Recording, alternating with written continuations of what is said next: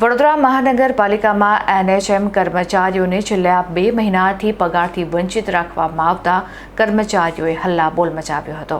વડોદરા મહાનગરપાલિકા હેઠળ ફરજ બજાવતા નેશનલ હેલ્થ મિશનના 350થી વધુ કર્મચારીઓએ છેલ્લા 6 થી 7 મહિનાથી થઈ રહેલી પગારની અનિયમિતતા અને વિલંબના મુદ્દે પાલિકા કચેરી ખાતે પહોંચીને ઉગ્ર રજૂઆત કરી હતી।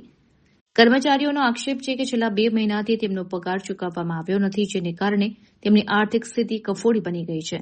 રજૂઆત દરમિયાન સામે આવ્યું હતું કે રાજ્ય કક્ષાએથી ગ્રાન્ટની અનિયમિતતા અને નવી HRMS પોર્ટલ આધારિત પગાર પદ્ધતિ અમલમાં આવવાને કારણે આ વિલંબ થઈ રહ્યો છે। નવી સિસ્ટમમાં રિન્યુઅલ કોન્ટ્રાક્ટ અપલોડ થયા બાદ જ પ્રક્રિયા આગળ વધતી હોવાથી વહીવટી ગૂંચ ઊભી થઈ છે।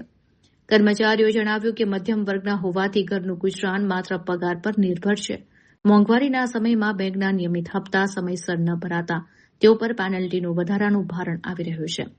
દર મહિનાની 5મી તારીખ સુધીમાં નિયમિત પગાર થાય તેવી કાયમી વ્યવસ્થા કરવામાં આવે અને HRMS પોર્ટલ પરની વહીવટી પ્રક્રિયા વધુ સરળ અને ઝડપી બનાવવામાં આવે તેવી માંગ કરવામાં આવી છે। આ મામલે વડોદરાના મુખ્ય આરોગ્ય અધિકારી મુકેશ વૈદ્યે કર્મચારીઓને સાંભળ્યા બાદ મોટી રાહત આપતા જણાવ્યું હતું કે રાજ્ય સરકાર તરફથી ગ્રાન્ટ આવી ગઈ છે અને આગામી 2 થી 3 દિવસની અંદર તમામ કર્મચારીઓનો પગાર ઓનલાઈન જમા થઈ જશે।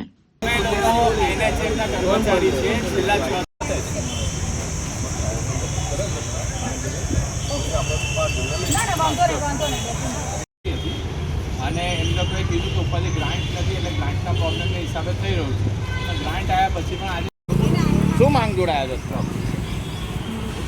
આજે છે ને અમારા NHM કર્મચારીઓ છે વડોદરા કોર્પોરેશનમાં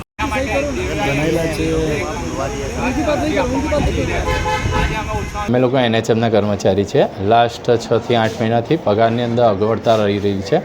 ગ્રાન્ટના પ્રોબ્લેમ છે, એના કારણે આવી રહી નથી સેલેરી। તો એ સોલ્યુશન આવે તો હવે એવું અમને નોલેજ છે કે કમિશનર સાહેબ, કલેક્ટર સાહેબ ઉપરના અધિકારી સુધી રજૂઆત પહોંચતી કરે એટલે અમે એક આવેદનપત્ર આપવા આવ્યા છે કે ભાઈ આ પ્રોબ્લેમ હવે આગળ ફ્યુચર ના થઈ રહે, કારણ કે અત્યાર લગી અમારી પાસે જે હતું તેવી રીતે અમે ઘર ચલાવવા માટે પ્રયત્ન કરીને ચલાવ્યું। અમે ઓછામાં ઓછા ઓલ ઓવર ગુજરાતમાં 1.5 લાખની આસપાસ કર્મચારીઓ છે અને વડોદરા કોર્પોરેશનમાં 450થી ઉપર। હજી હવે મળવા જઈએ છે ને, અંદર જઈએ એટલે ખબર પડશે। સાહેબ તો અમને પહેલાં પણ અમારા અધિકારી છે એમને તો ઉપર પણ જાણ કરી છે, એ લોકો તપાસ પણ કરી રહ્યા, પણ નવી સિસ્ટમ, કારણ કે આ 5 લેયર સુધીમાં સ્ટેપ જઈ રહ્યું છે। એટલે અહીંયાથી ફાઇલ જાય ટ્રેઝરીમાં પછી એ અપલોડ થાય છે કે નહીં એની કોઈ માહિતી વચ્ચેનું ફોલોઅપ લેવાવું જોઈએ જ નથી। જો ફોલોઅપ પણ લેવાય તો વચ્ચે રિજેક્ટ થયેલી ફાઇલ પાછી આવી છે તો આપણને ખબર પડે। તો એક સિસ્ટમ કરે તો મે બી અમને એવું નોલેજ છે ત્યાં સુધી 10 દિવસની અંદર ગ્રાન્ટ આવ્યા પછી પગાર મળી શકે છે, જે બીજા અલગ ડિસ્ટ્રિક્ટમાં મળી ચૂકેલો છે। ઘણા ડિસ્ટ્રિક્ટમાં 8 તારીખે પગાર આવ્યો એટલે ગ્રાન્ટ આવી તો 14 તારીખથી 16 તારીખમાં એમને પગાર પડી ગયો છે।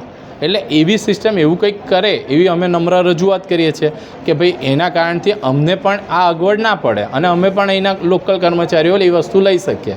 અને આ પ્રોબ્લેમ અમે તપાસ કરી MP સરકારની અંદર હોય, કર્ણાટક સરકારની અંદર હોય કે મહારાષ્ટ્રમાં, હમણાં કરંટ 4 જગ્યાએ અમે લોકોએ વાત કરી, ત્યાં પણ આ ઇસ્યુ હતો, પણ વચ્ચેથી પ્રોબ્લેમ સોલ્વ આઉટ કરીને એ લોકોને સેલેરી થઈ ગયો। પણ આજે અહીંયા તો કોઈ સોલ્યુશન જ દેખાતું નથી। તો પ્લીઝ મીડિયા થકી અમે એક માહિતી સરકાર સુધી પહોંચાડીએ છીએ કે જેથી કરીને અમારો આ પ્રોબ્લેમ સોલ્વ થાય।